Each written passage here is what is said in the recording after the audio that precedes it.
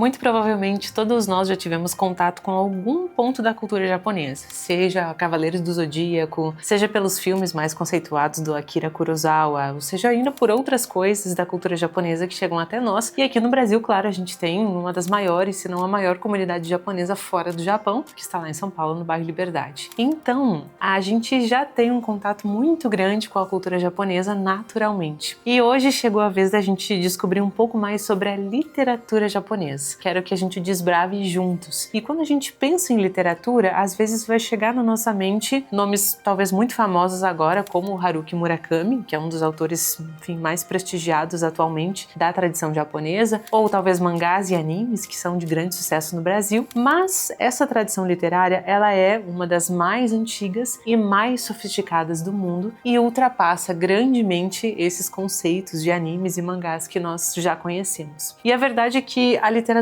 japonesa ela vai atravessar mais de 1000 anos de história e vai influenciar também profundamente a maneira como o Japão compreende temas como natureza, tempo, memória, beleza, solidão. E é fascinante pensar como a literatura acaba sendo essa via de mão dupla, em que a gente tem ao mesmo tempo um espelho, mas também uma ferramenta, digamos, de construção de cultura, né? A literatura, ao mesmo tempo que ela expressa a cultura onde ela está, ela também constrói essa própria cultura por meio dos seus textos. E é muito do que acontece também com a cultura japonesa. E ao longo desse vídeo, então, a gente vai percorrer os principais períodos históricos do Japão, conhecer os autores mais importantes, os livros também, várias obras mais importantes, e entender por que essa literatura continua conquistando tantos leitores no mundo inteiro. No final, eu também separei algumas sugestões de obras para quem quer começar a ler literatura japonesa e ainda não sabe muito bem por onde. Vamos lá!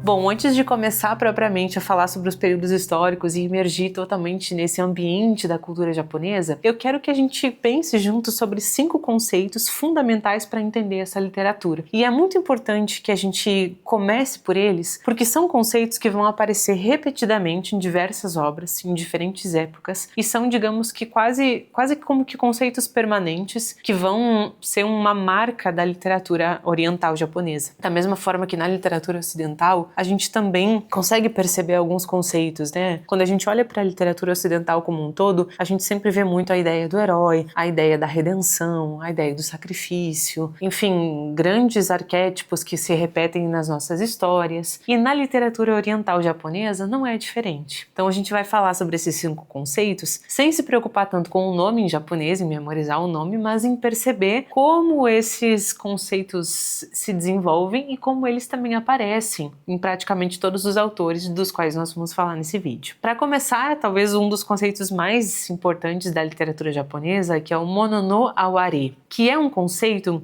talvez um dos mais famosos, que não tem uma tradução perfeita, mas que ele costuma ser entendido como uma sensibilidade diferente diante da impermanência das coisas. Como se a gente pudesse imaginar o símbolo de uma cerejeira, que é, enfim, a árvore máxima, né, da cultura japonesa aqui na nossa visão ocidental. E quando a gente pensa na cerejeira, a gente imagina ela completamente florida, admira sua beleza, mas justamente porque nós sabemos que em poucos dias todas aquelas flores já vão cair, essa beleza é, digamos que mais acentuada ainda porque ela é uma beleza passageira. E esse mono no aware é justamente esse ideal da beleza que é passageira. Esse sentimento que vai misturar uma contemplação, uma gratidão por poder contemplar aquilo, mas também uma certa melancolia, porque logo aquilo vai ser perdido. E ao longo do vídeo vocês vão perceber que esse conceito, ele aparece desde os poemas do Maniyoshu, que nós vamos ver, vai aparecer muito no conto de Genji também, e enfim, nos haikais do Basho,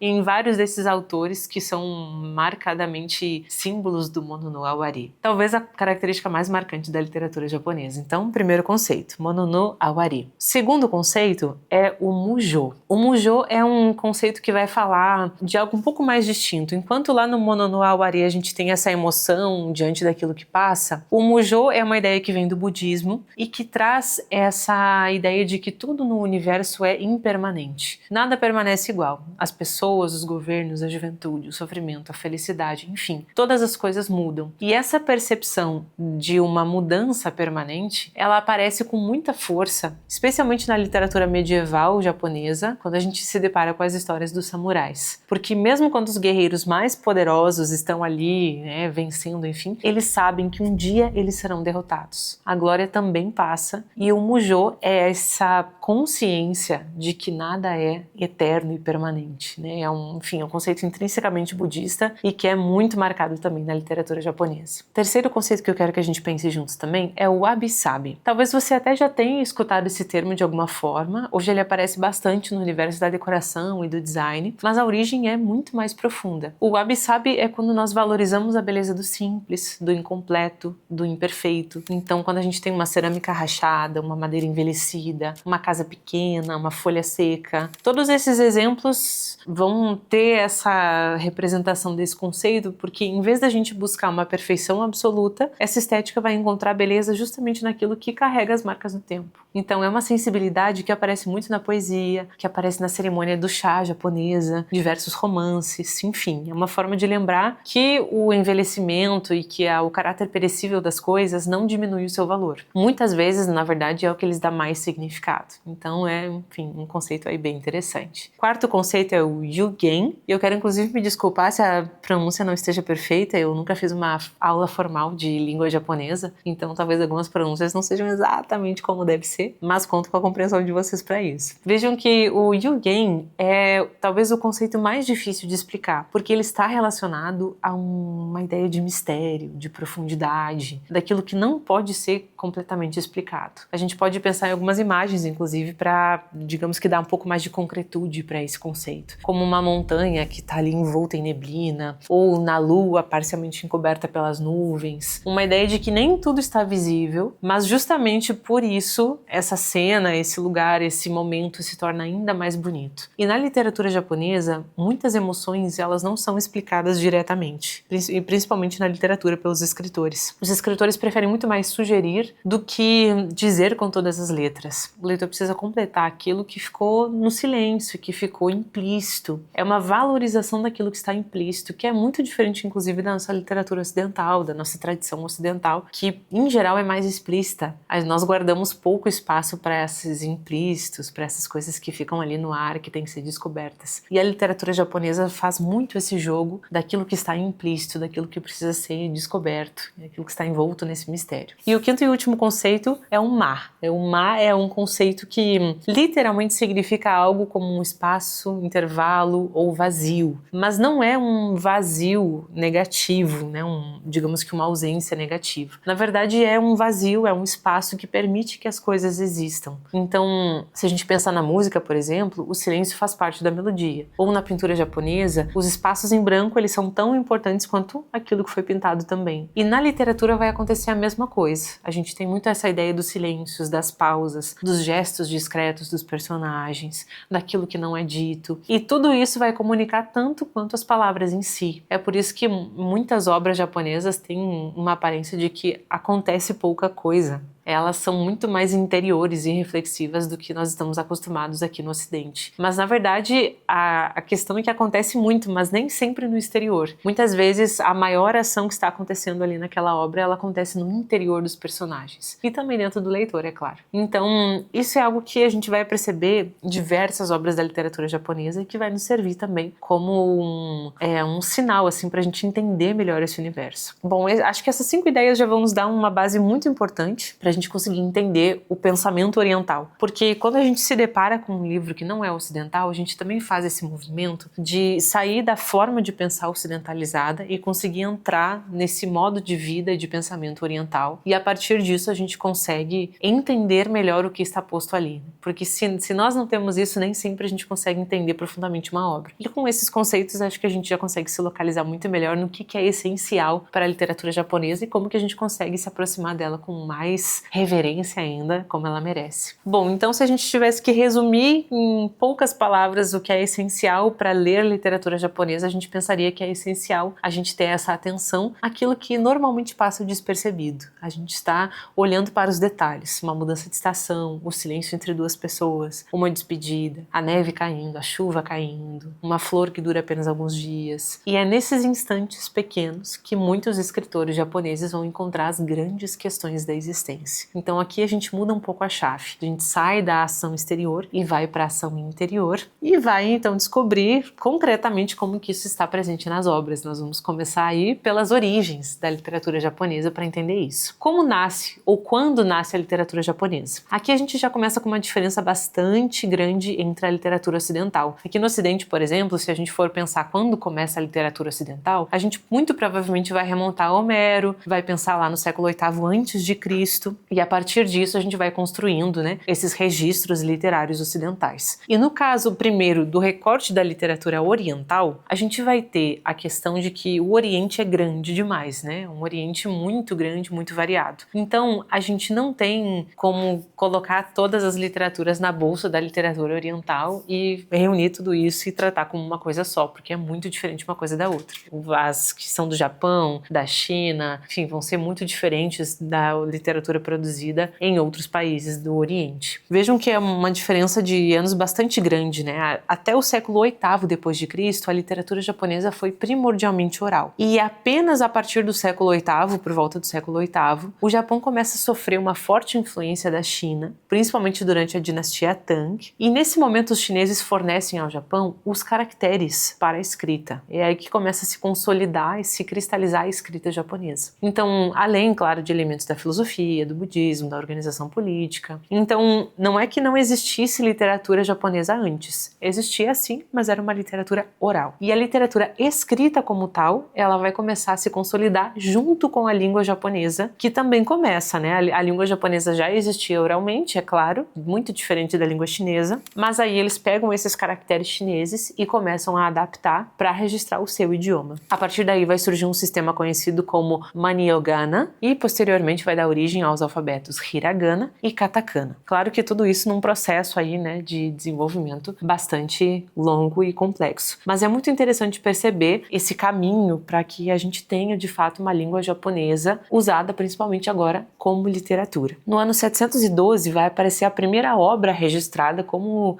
digamos que o marco fundador da cultura japonesa, que são as primeiras obras Kojiki. É uma obra que vai reunir mitos, genealogias imperiais, narrativas religiosas, que vai explicar a origem do Japão, dos deuses, da família imperial, enfim. Tem uma importância para a cultura japonesa semelhante ao que Homero tem de importância para os gregos, porque ajuda a construir essa identidade nacional, né? Então, essa é digamos que a obra fundadora, a gente coloca como marco zero da literatura japonesa escrita. Depois disso, no ano de 720, a gente vai ter uma outra obra que também é um marco, que é a obra Nihon Choki, que vai, de certa forma, complementar Kojiki, mas é mais organizado historicamente e vai misturar acontecimentos políticos com narrativas míticas. E aqui é muito interessante porque essa obra reforça a legitimidade da família imperial. Então a literatura também aparece como essa forma de certa forma, manutenção dessa questão do poder, enfim, da organização japonesa. Depois, em 759, nós temos o nascimento da poesia japonesa com Manyoshu. Bom, o nascimento da poesia japonesa escrita, né? Porque é quando se publica a primeira grande antologia poética japonesa, que vai reunir mais de 4.000 poemas. E aqui há textos escritos por imperadores, por nobres, por soldados, pessoas comuns. E aí nós vamos ter temas recorrentes como amor, a saudade, viagens, natureza, mudança das estações. Então essa é uma obra muitíssimo importante para a poesia japonesa e que, enfim, para quem gosta de poesia, vale muitíssimo a pena. E aqui uma questão interessante também, a gente falou sobre o conceito do mono no aware,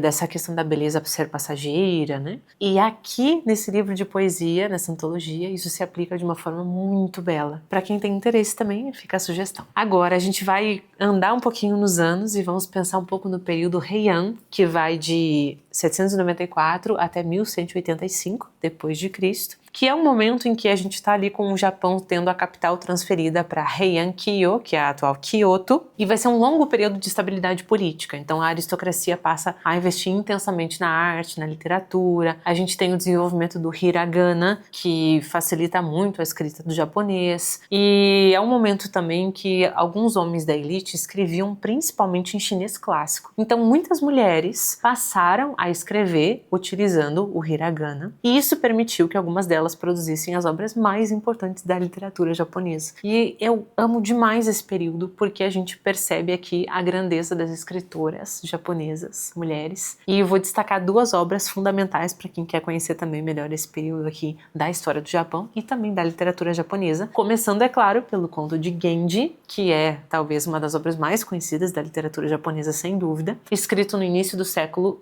XI pela Murasaki Shikibu. Shikibu, não sei exatamente como pronuncia. É um livro considerado por muitos o primeiro romance psicológico da história e vai acompanhar a vida do príncipe Hiraku Genji. E é uma obra que vai retratar muito relações amorosas, política da corte, etiqueta, emoções humanas, enfim, é uma obra de grande sensibilidade e que o grande diferencial é a profundidade psicológica das personagens, porque toda a narrativa ela é marcada por esse sentimento do mono no aware que a gente estava comentando. Então, de fato, o Conto de Genji, embora extenso, é uma obra belíssima e que sem dúvida vale a pena. Depois a gente tem uma segunda mulher aqui que foi um marco da literatura japonesa, que foi a Sei Shonagon, que escreveu o Livro do Travesseiro, que é uma mistura de diário com memórias, com observações e listas. É, de certa forma, um dos primeiros exemplos do gênero Zuihitsu, que é esse, tradução livre, esse ao correr do pincel. Então vejam que enquanto a Murasaki é mais introspectiva, é mais melancólica, a Seishonagon é mais espirituosa, observadora, bem-humorada. E a gente tem aqui um excelente retrato do cotidiano da corte Heian. Esse período, mas esse livro e também o Conto de Genji, enfim, né, são obras fundamentais para esse período que é considerado a Idade de Ouro da literatura clássica japonesa, onde acontece um desenvolvimento da prosa literária com profundidade psicológica, com refinamento estético, uma forte presença da natureza e dessa ideia lá budista de impermanência. Então, de fato, um marco muito grande, vale muito a pena conhecer um pouco mais desse período Heian e dessas duas grandes escritoras. Depois a gente vai fazer mais um salto aí do século XII até o século XVI para o período medieval japonês. Quando a gente pensa em Idade Média, a gente automaticamente vai pensar aqui no Ocidente, nos castelos, nos reis, nos cavaleiros, no rei Arthur, na Távola Redonda, enfim, todas essa consolidação imagética que nós temos na cabeça de Idade Média ocidental e católica, inevitavelmente. Mas quando a gente pensa na Idade Média japonesa, a gente tem uma estética muitíssimo diferente. A gente tem um período em que a aristocracia começa a perder força e o poder passa para os shoguns e para a classe samurai. O que era um shogun? Ele era um grande general, aqui em tradução literal para o português, né? Um grande general apaziguador dos bárbaros. Em outras palavras, era um comandante militar supremo e governante do Japão no período feudal. Quase como que um imperador.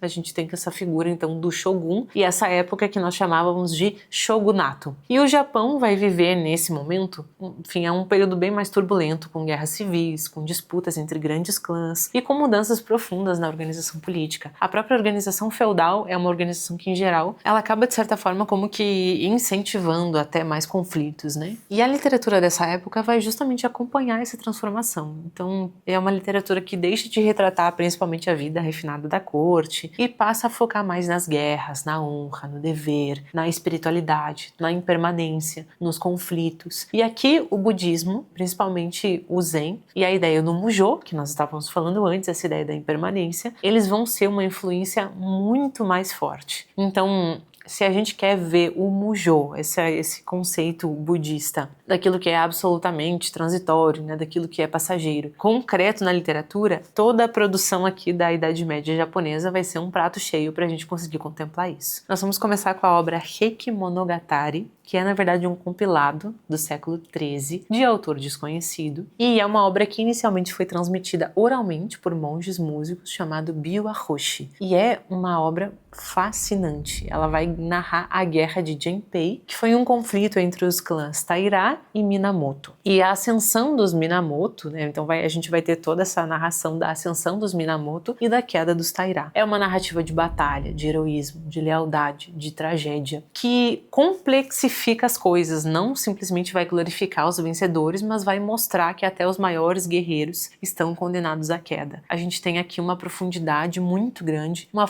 profundidade própria realmente da literatura japonesa. E a frase de abertura resume toda essa filosofia e é inclusive uma das mais famosas da literatura japonesa. O som dos sinos do mosteiro de On ecoa a impermanência de todas as coisas. Essa é a primeira frase que abre o livro e a partir disso a gente já percebe o tom dessa narrativa, né? O Mujo presente, e é uma obra que vai se transformar também numa das principais fontes do imaginário samurai, que influencia depois o teatro No, que nós vamos falar daqui a pouco, o kabuki, o bunraku, o cinema japonês, enfim, eu vou tratar desses conceitos logo mais com vocês. Mas seguindo, a gente tem uma outra obra, duas obras bem importantes. A primeira delas é a Hojoki, do Kamo no Chomei, que é um autor, né, que vai fazer esse relato de um homem que abandona a vida social para viver isolado, e é uma obra que reflete sobre guerras, terremotos, incêndios, a fragilidade da existência e mostra como tudo muda constantemente. E uma segunda obra bastante importante desse período é a Tsuresuregusa, do Yoshida Kenko, outro autor muito importante que inclusive foi um monge budista, e que é uma coletânea de reflexões curtas que vão misturar filosofia, observações do cotidiano e ensinamentos budistas. Assim como o livro do travesseiro, a gente também tem uma obra que pertence à tradição Suihitsu, mas com um tom mais contemplativo, que é muitíssimo interessante. Então,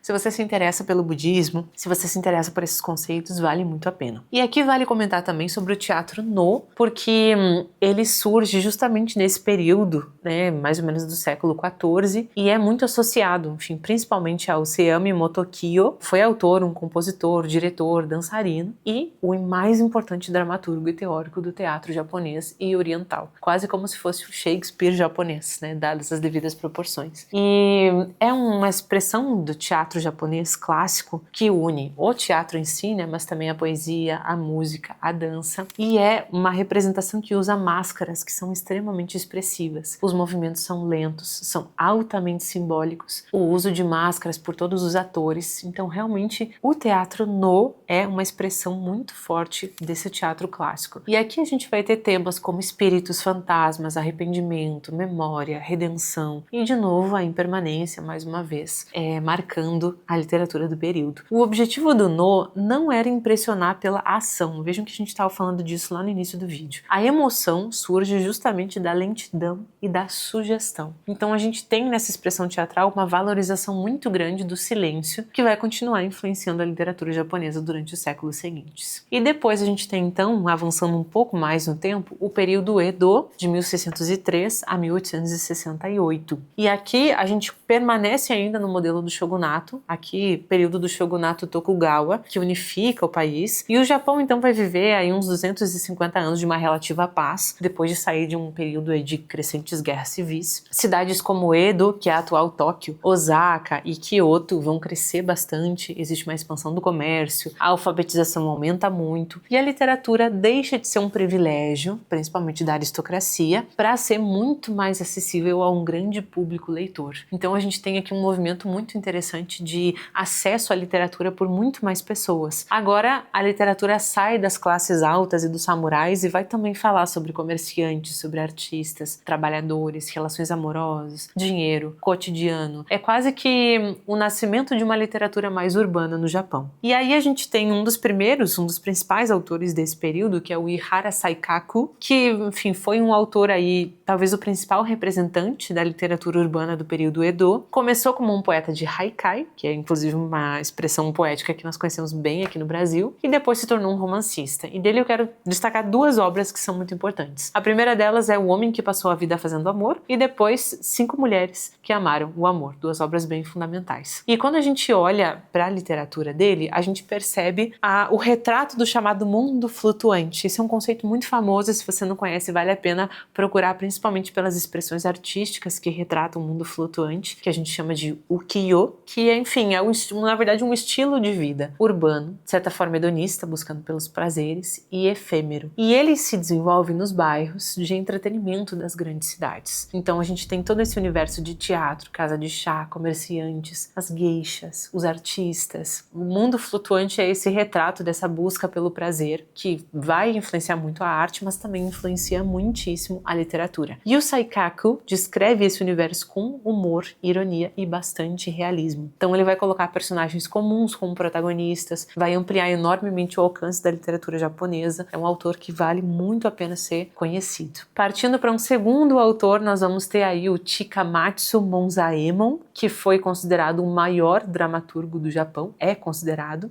Ele também muitas vezes chamado aí como Shakespeare japonês, e que escreveu principalmente peças para o teatro kabuki, que é uma das formas mais tradicionais do teatro japonês, muito famoso pelo drama estilizado, pela maquiagem elaborada, pelos figurinos exuberantes. E um detalhe interessante do kabuki é que esse é uma expressão teatral do teatro clássico japonês feita apenas por homens. Mulheres não são permitidas. Então os homens interpretam mulheres, crianças, né, todo mundo. É uma representação totalmente masculina. E nós também temos nesse período um outro teatro muito importante, que é o bunraku, que é o teatro de bonecos. E aqui também vale a gente fazer um parênteses bem importante, porque na nossa tradição ocidental, quando a gente imagina teatro de bonecos ou teatro de marionetes, em geral a gente pensa em arte de rua e pensa em teatro mais infantil. Mas na realidade japonesa, o bunraku, esse teatro de bonecos, é na verdade um teatro adulto e muitíssimo sofisticado. Então a gente tem uma expressão teatral que vai tratar de amor, de dever, de honra, de morte, de grandes e profundos conflitos familiares. E as peças, elas frequentemente vão mostrar personagens divididos entre o que eles desejam fazer, mas o que a sociedade espera que eles façam. Esse conflito entre o dever e o sentimento, que é um conflito que permanece muito presente na literatura japonesa. E nesse caso eu inevitavelmente vou precisar citar para vocês, vale muitíssimo a pena, que é o Shushingura.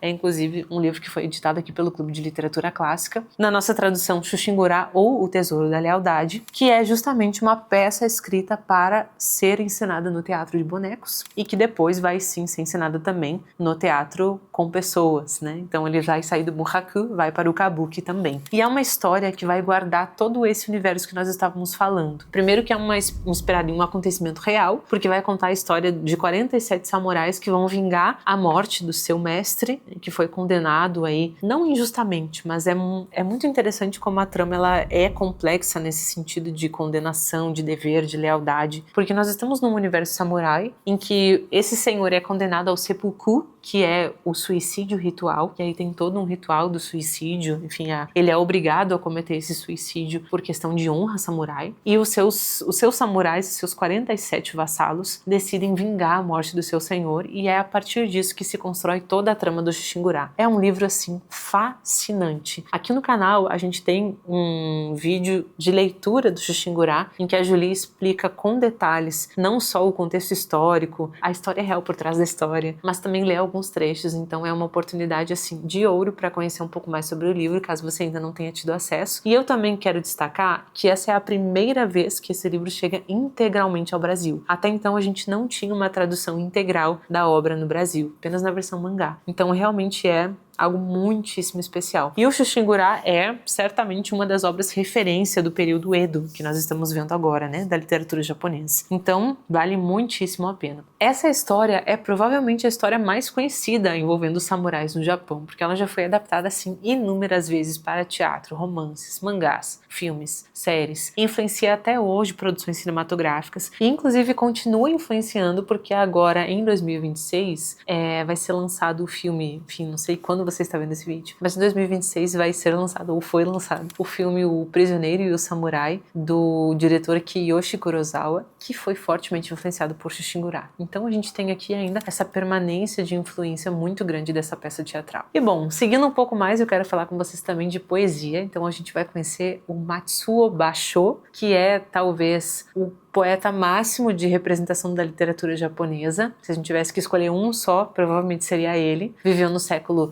17, foi um monge, um poeta e também um viajante, e ele é conhecido principalmente pelo haikai, que foi a sua expressão de maior produção. Isso porque antes do Basho, o haikai ele era visto principalmente como um jogo literário, mas com o autor ele se torna realmente uma forma de contemplação. Ele usa o haikai para falar de coisas profundíssimas. E o haikai é esse gênero que chega um pouco distorcido e estilizado aqui no Brasil pelos nossos escritores brasileiros, mas a gente tem uma certa familiaridade com essa fórmula, né? O haikai, ele é um poema de 3 versos. Na contagem total, a gente costuma ter 17 sílabas poéticas. Isso pode variar um pouco por questão do japonês, né? Mas aí a gente pode dizer que são 17 unidades sonoras. E é um poema de extrema sensibilidade, extrema simplicidade também, observação da natureza, captura de um instante. Um exemplo, inclusive, de um haikai do Basho, quero trazer para vocês para a gente perceber como ele é fascinante. Vejam só. A árvore corto, e quando fito o corte, lua dessa noite. Essa é uma tradução do Rodrigo Bravo para esse haikai tradicional do Basho. E vejam como é difícil, a gente não vai ter tempo para fazer uma grande análise desse haikai, mas como ele concentra aqui muitas coisas. Primeiro, a observação da natureza, porque a gente tem esse eu lírico, né, que corta uma árvore, olha para essa árvore cortada e enxerga a lua dessa noite, um ambiente de noite cortando uma árvore. Mas não é só uma questão de natureza, a gente percebe, por exemplo, a repetição das formas, né? Então, esse círculo da árvore que também se repete na lua, esse movimento que acaba sendo circular, então eu olho para a lua e a lua me lembra a árvore, eu olho para a árvore e eu lembro da lua. E aqui a gente tem esse momento que é o instante do corte, mas também esse momento da contemplação, da repetibilidade das coisas na natureza e do quanto, enfim, isso acaba se tornando cíclico. Muitas coisas para falar em pouco tempo, mas vejam como esse haikai consegue condensar muitíssima coisa. E é um ótimo exemplo para a gente entender um pouco, primeiro, do legado do Basho, no sentido do haikai e da poesia em geral, e o quanto existe uma riqueza muito grande é uma saturação de sentidos de fato. E quando a gente pensa, por exemplo, em conceitos como o conceito de saturação do Ezra Pound, em que ele fala que a poesia é esse gênero na sua potência máxima de significado, na sua saturação de significado, o haikai entra muito nessa ideia, né, de uma potência de significado em poucas palavras, ali milimetricamente contadas. E ao mesmo tempo a gente tem esses silêncios, essa repetição, essa ideia do passageiro, enfim, gente, fascinante, né? Fascinante. Então fica aqui também como uma recomendação. E a gente tem também do Basho um outro livro chamado Estrada Estreita para o Norte Profundo, que é um diário de viagem que mistura prosa e haikais, muito interessante, que vai narrar a jornada do Basho pelo norte do Japão. E é um livro que renovou completamente a literatura de viagem, vai mostrar como qualquer pequena experiência pode revelar algo muito profundo sobre a existência, vale muitíssimo a pena. Então, bom, pensando agora em todo esse período Edo que nós falamos aí, passando por todas essas obras, principalmente o Shushigura, principalmente também o Basho, a gente percebe que a literatura, ela passa a ser mais acessível, mais urbana, mais diversa, mais próxima da vida cotidiana e ao mesmo tempo continua preservando aqueles temas tradicionais que é a tradição japonesa, gente, é um negócio assim que, né, tem coisas que nunca saem de moda na cultura japonesa. A natureza, a impermanência, a contemplação, o silêncio, né, esses conceitos basilares da cultura. E essa combinação entre a tradição e a vida cotidiana vai preparar o terreno para a maior transformação da história japonesa, porque é no século XIX que o Japão vai romper com seu isolamento e vai conviver muito mais intensamente com o Ocidente, e isso vai mudar completamente a literatura. Nós estamos chegando então na era Meiji, do ano 1868 a 1912, o momento em que acontece esse encontro entre o Oriente e o Ocidente. Porque vejam, em 1868 vai chegar ao fim o shogunato Tokugawa, o imperador Meiji assume o poder e ele começa um amplo processo de modernização. Então o Japão vai abrir os seus portos ao Ocidente, depois de mais de 2 séculos de isolamento, e o país, é claro, vai passar por profundas transformações. Industrialização, construção de ferrovias, criação de universidades, modernização do exército, expansão da imprensa, tradução de obras europeias, e pela primeira vez os escritores japoneses vão ter contato intenso com autores que já são velhos conhecidos. Nós vamos ter Shakespeare, Goethe, Balzac, Dickens, Tolstói, Dostoiévski, Flaubert. E são autores que vão aqui ter um impacto direto também na produção literária, porque a literatura ela começa a mudar profundamente. Os escritores começam a experimentar características típicas do romance ocidental europeu. Narradores, às vezes mais complexos, né? Uma nova forma de narrar, um desenvolvimento diferente da parte psicológica dos personagens, mais realismo, mais crítica social, um foco muito maior em conflitos individuais. Mas a gente também fica num impasse. Como ser moderno sem deixar de ser japonês, ou sem deixar de ser fiel à tradição japonesa, que é algo muito caro, né? À cultura japonesa como um todo, como nós já vimos até aqui. E essa talvez seja a principal principal questão latente da literatura da Era Meiji. Nós vamos pensar então em alguns autores. Vou trazer aqui o primeiro deles, que é o Futabatei Shimei. Se a gente tiver que traçar uma das principais obras, vamos pensar em Yukigumo. Em tradução a gente diria Nuvem Flutuante, uma obra publicada em 1887 e é frequentemente considerado o primeiro romance moderno japonês. E o que nós temos de diferença? Primeiro, uma linguagem mais próxima da fala cotidiana, personagens comuns, um retrato da vida urbana agora nessa nova organização, uma grande preocupação psicológica. E mais do que a história em si, o livro inaugura uma nova forma de escrever romances no Japão e é por isso que ele é tão importante. Depois disso, nós vamos ter o Moriogai, que é também um autor muitíssimo importante, que foi médico militar, estudou vários anos na Alemanha e se tornou um dos principais responsáveis por aproximar a literatura japonesa da tradição europeia. E aqui a gente vai ter um autor que introduz técnicas narrativas mais modernas, trabalha conflitos entre indivíduo e sociedade, dialoga constantemente com a cultura ocidental. Enfim, a gente vai ter também outros autores que trabalham essa mesma coisa, como o Natsumi Soseki. E aí a gente chegou num ponto principal, né, que é talvez o maior escritor da Era Meiji. O seu retrato, inclusive, já estampou até cédulas de dinheiro no Japão, tamanho o seu prestígio. E o Soseki, ele foi um professor de literatura inglesa, que viveu anos em Londres, mas que, enfim, teve uma experiência ali extremamente difícil. Ao invés de ele ficar encantado pela Europa, como em geral, né, se esperaria, digamos assim, o Soseki voltou refletindo sobre o sentimento de deslocamento e solidão provocado pela modernidade, e isso aparece em praticamente toda a sua obra. Uma das obras mais importantes é Eu Sou um Gato, de 1905, que é, enfim, uma obra, inclusive, parece divertida, né? Narrado por um gato sem nome e o animal vai observar com enorme ironia os hábitos dos seres humanos. E é uma sátira à sociedade japonesa que tenta copiar o Ocidente, uma obra bem humorada, que vai ter uma crítica ácida aos intelectuais, que vai questionar o progresso, porque será até que ponto é progresso ou é apenas uma imitação? Enfim, é uma ótima porta de entrada para conhecer a obra do Soseki. E a segunda obra que vale a pena mencionar é a Kokoro, que significa coração, acho tão bonito esse título, e que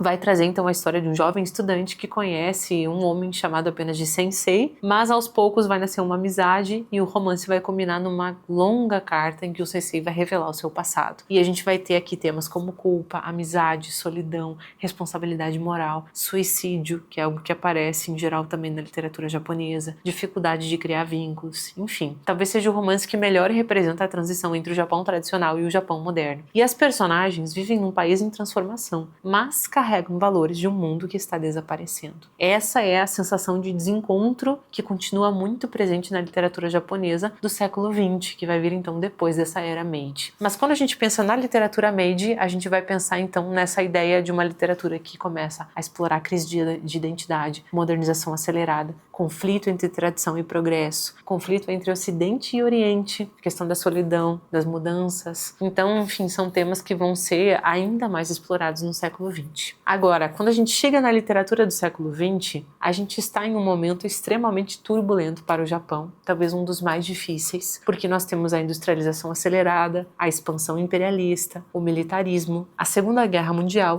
e foi, infelizmente, um momento daquele drama sem precedentes das bombas atômicas em Hiroshima e Nagasaki. E toda essa dor, né, que o Japão passou e essa reconstrução econômica. Tudo isso transforma profundamente a literatura e os escritores vão começar a trazer ainda mais essa ideia de memória, violência, culpa, identidade, trauma, que é algo que foi, enfim, vivenciado por toda a nação, e reconstrução. Então a gente pode começar pensando nos grandes escritores desse período, trazendo aí o Hinosuke Akutagawa, que é conhecido como o mestre do conto japonês. Um dos seus contos mais famosos é o Rashomon, que é a história de um servo que se refugia sob o portal Rashomon durante uma tempestade. Ali ele encontra uma velha que rouba cabelos de cadáveres. Mas o mais importante não é a história em si, é o dilema moral em que a gente vai pensar até onde uma pessoa é capaz de ir para poder sobreviver. É um conto, assim, muito provocador. Um segundo conto que vale a pena mencionar dele também é No Bosque, outro conto essencial, um assassinato que é narrado por várias testemunhas. Cada uma vai apresentar uma versão completamente diferente e talvez nenhuma dessas versões pode ser considerada definitiva. Enfim, é um conto muito provocador. Inclusive, tem um conto desse autor, esse conto Rashomon que a gente estava comentando, ele inspirou diretamente o filme Rashomon, do Akira Kurosawa, diretor aí renomadíssimo e famosíssimo. E o filme ficou tão famoso que existe até uma expressão em estudos de cinema e psicologia que é o efeito Rashomon. Vai descrever essas situações em que diferentes pessoas apresentam versões incompatíveis do mesmo acontecimento. Então, fica também aí como indicação de filme para quem tiver interesse. Bom, nós vamos ter também o Junichiro Tanizaki, que talvez seja o autor que melhor representa o conflito entre a tradição e a modernidade. O seu romance mais famoso é Naomi, que vai mostrar uma jovem que é fascinada pelo estilo de vida ocidental e vai questionar até que ponto a modernização transforma as relações humanas e até que ponto um oriental, um japonês, pode se deixar levar pelas tradições ocidentais. Outro livro também bastante importante é As Irmãs Makioka, que é considerado por muitos a sua obra-prima, inclusive, acompanha uma família tradicional de Osaka durante os anos que antecedem a Segunda Guerra. E o romance mostra o desaparecimento gradual de um modo de vida, esse modo que vai desaparecendo, se diluindo com a modernidade. O Yasunari Kawabata é outro autor também muito importante. Primeiro japonês a receber o Prêmio Nobel de Literatura, em 1968, bastante importante para a história da literatura japonesa. E a sua literatura é extremamente delicada. A gente vai ter poucos acontecimentos, muito silêncio, grande força das imagens, poucas explicações. Enfim, é o leitor que precisa completar aquilo que não é dito, bem naquele conceito que nós estávamos falando. Um dos seus livros mais importantes é País das Neves, em que a gente vai ter um homem de Tóquio que inicia um relacionamento com uma geisha numa região montanhosa, mas o romance trata muito mais sobre a atmosfera, não é tanto o enredo em si ou a história em si, mas é essa atmosfera criada, né, entre essa busca, essa região montanhosa, essa presença da geisha, enfim, que vai trazer esses temas da solidão, da beleza, do silêncio e até do amor impossível, da passagem do tempo. O Kawabata talvez seja o escritor que melhor representa o mono no aware na literatura moderna, vale muito a pena. E se você lê literatura japonesa, você estava esperando eu chegar nesse autor, tenho certeza absoluta, que é um autor em muitos aspectos também polêmico, que é o Yukio Mishima, e é uma das figuras realmente mais controversas da literatura do século XX. Uma das suas obras mais importantes é Confissões de uma Máscara, que é um romance semi-autobiográfico, autobiográfico, né? Temos controvérsias aí, em que um jovem tenta esconder os seus desejos para se adaptar às expectativas da sociedade. Então é essa narração da descoberta da homossexualidade, e é um livro que trata de identidade, de sexualidade, de beleza, de repressão. Realmente, assim, uma experiência literária de grande intensidade, vale muitíssimo a pena. Outro livro muito impactante do Mishima é O Templo do Pavilhão Dourado, que foi inclusive inspirado num acontecimento real. Um jovem monge vai desenvolver uma obsessão pela beleza do famoso templo de Kyoto, e essa obsessão se transforma em algo destrutivo. Então a gente vai ter essa ideia de beleza, de perfeição, de destruição, de desejo, enfim. O Mishima, ele se tornou muito conhecido também pela sua atuação política. E porque o Mishima, em 1970, ele tenta incentivar um golpe de Estado que termina fracassado, e aí nesse momento ele vai cometer o seppuku, que é o suicídio ritual dos samurais. Isso, claro, nossa, um salto temporal gigantesco, né? A gente tá falando de um tipo de punição que, enfim, de séculos atrás, que o Mishima acaba ele mesmo concretizando, e enfim, isso acaba ficando muito marcante na vida dele como um todo, né? Figura controversa, inescapável da literatura japonesa. Seguindo, a gente tem o segundo japonês a receber o Nobel de Literatura em 1994, que foi o Kenzaburo Oe. Alguns livros principais, Uma Questão Pessoal, que vai trazer um homem que precisa lidar com o nascimento de um filho com deficiência. Inicialmente vai ter essa rejeição e depois a gente vai ter profundas questões éticas. É um livro muito interessante e a história foi inspirada na própria experiência do autor com o seu filho, Hikari. E bom, é um tema tão atual, né, gente? Eu acho que vale muitíssimo a leitura, muitíssimo próximo da gente também, de 94, então vale a pena. E os temas, né, vai trazer essa ideia da responsabilidade, da paternidade, do amadurecimento, da liberdade, enfim. Também temos uma outra obra que é, assim, difícil de ler, que é Notas de Hiroshima, que é, enfim, o resultado das visitas que o Oe fez a Hiroshima e vai misturar um pouco de reportagem, testemunho e reflexão, e ajuda muito a compreender como a bomba atômica marcou profundamente o Japão e a literatura japonesa do pós-guerra. quanto a literatura ajuda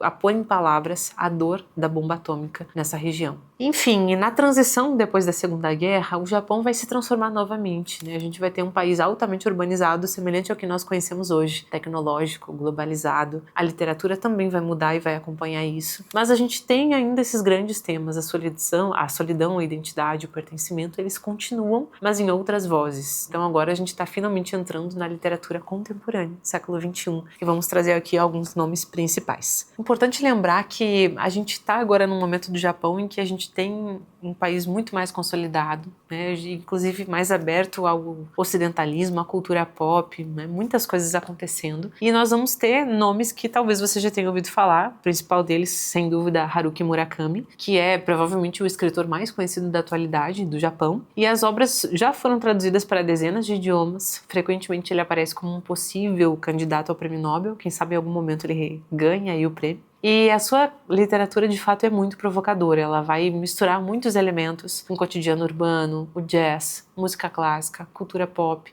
literatura ocidental, que é uma grande influência, sonhos, universos paralelos, acontecimentos inexplicáveis. É quase como um realismo mágico japonês, assim, é muito interessante o que ele faz. Inclusive, ele tem algumas entrevistas que ele comenta sobre os livros que mais influenciam ele, e a gente percebe, de fato, essa presença, né, da influência ocidental na literatura do Murakami. Enfim, os seus protagonistas são pessoas comuns, né? A pessoa trabalha, cozinha, escuta seus discos, tem sua família, mas de repente o extraordinário vai invadir o cotidiano e, enfim, é algo muito interessante. Uma das suas obras mais importantes, sem dúvida, é Tokyo Blues, talvez o romance mais acessível, ambientado no final dos anos 60, e que acompanha um jovem universitário lidando com perdas, com amor, com amadurecimento, e vai tratar também, né, de memória, de luto, de saúde mental, de várias questões que são muito latentes na cultura do século XXI. E diferente de outras obras do Murakami, aqui a gente quase não tem elementos fantásticos, né? Um romance profundamente humano, assim, ele é mais realista, digamos assim. Agora, quando a gente pensa no Kafka Beira-Mar, a gente se depara com um dos romances mais representativos do autor, vai misturar mitologia, sonhos, gatos que falam, bibliotecas. É um ótimo exemplo de como o Murakami vai combinar referências orientais com as ocidentais. E embora seja considerado um escritor profundamente japonês, o Murakami, ele já disse várias vezes que foi influenciado por vários autores, como Kafka, como Fitzgerald, como Dostoiévski, Tolstói. Inclusive, um dos seus livros que eu li e gostei muitíssimo, que é Sono, tem uma referência direta, uma intertextualidade muito interessante com Ana Karenina, do Tolstói. E aí a gente percebe, não só nas entrevistas, mas materialmente nas obras, o quanto ele tem realmente essa influência, mas ele consegue tomar emprestada essa influência e ainda assim manter uma essência japonesa na sua literatura, que é muito interessante. E agora a gente entra no terreno das mulheres. Nós temos muitas mulheres famosas na literatura japonesa contemporânea, começando pela Banana Yoshimoto, que é uma das principais vozes da literatura desde os anos 80. Destaca um livro dela que é Kitchen, que é a história aí de uma mulher, né, que é a Mikadi, que depois de perder a sua avó encontra acolhimento numa família pouco convencional, e grande parte da narrativa vai acontecer na cozinha, né? Mas a cozinha não é apenas esse espaço físico, vai ter essa ideia do cuidado, da memória, do afeto, da reconstrução. É um livro bastante interessante. Outra autora que vale a pena a gente mencionar é a Hiromi Kawakami, que é uma autora que vem conquistando muitos leitores nos últimos anos, né? Então, trazendo aí uma das suas obras, que é O Professor e Eu, que vai contar a amizade e depois o relacionamento entre uma ex-aluna e o seu antigo professor. Não tem grandes acontecimentos, mas a força do romance está justamente nesses pequenos encontros, nessas refeições compartilhadas, nas conversas, no silêncio. E é um excelente exemplo de como a literatura japonesa consegue transformar o cotidiano em algo profundamente significativo, né? Uma marca realmente da literatura japonesa até hoje. E a terceira escritora que a gente vai mencionar hoje é a Sayaka Murata, também muito lida, e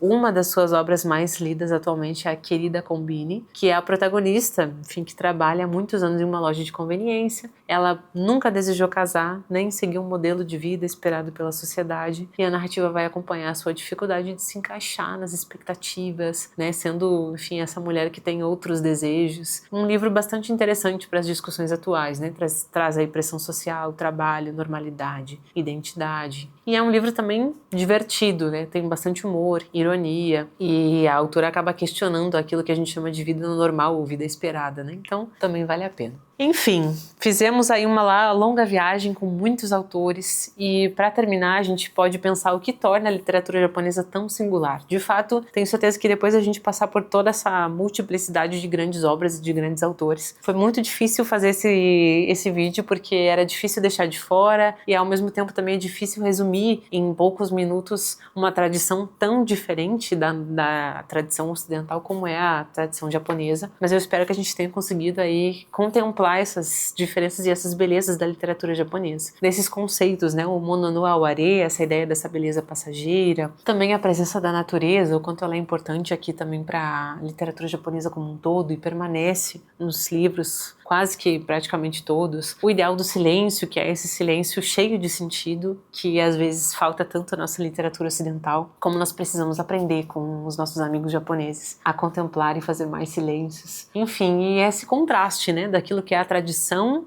japonesa, mas também daquilo que é a modernidade japonesa, e eu acho que a gente tem aqui dois contrastes bastante grandes, mas ao mesmo tempo essa beleza do quanto a literatura japonesa consegue manter muito da sua essência tradicional, apesar de todo esse diálogo com o Ocidente. E agora, para fechar tudo isso, por onde começar? Bom, eu vou recomendar, obviamente, Shushingura, porque eu acho que é, sem dúvida, um dos melhores livros para começar a literatura japonesa, se você quer ter contato com a literatura japonesa clássica, né? Então aqui a gente tem uma edição que, além de ser privilégio, ela também conta com um aparato crítico de resumo histórico, de muitas coisas que ajudam a compreender mais a literatura como um todo. Além de que, né, pessoal, assim, a parte gráfica, momento propaganda no vídeo, a parte gráfica, gente, ficou um encanto, assim, olha, é maravilhoso, assim, a gente tem muitas xilogravuras originais e acaba sendo uma experiência estética também da estética japonesa como um todo, por isso que eu acho que é uma ótima porta de entrada. Mas, para também mencionar outros autores, eu penso que o Murakami seja uma ótima recomendação, enfim, todos os autores agora do século XXI, vale muito também porque a gente consegue fazer uma transição, pegar autores que são mais próximos da gente e que tem mais diálogo com o Ocidente para depois talvez chegar em narrativas um pouco mais clássicas. Ainda assim, eu acho que vale muito a pena pegar aqui o Shushingura, porque, enfim, gente, a experiência é riquíssima. E vale a pena a gente se desafiar, sabem? Às vezes a gente fica com esse medo de será que eu vou entender? Será que não vai ser muito difícil? Mas a graça da leitura é justamente nos desafiarmos em livros desafiadores. Então, a gente não precisa ter medo de um livro, né? A gente tem que ter essa coragem de experimentar e eu acho que isso vale muito a pena. E, por que não, com um grande clássico japonês, não é mesmo? Então é isso, quando a gente pensa em literatura japonesa, agora a gente vai ter um grande panorama, né? Já conhecemos vários autores,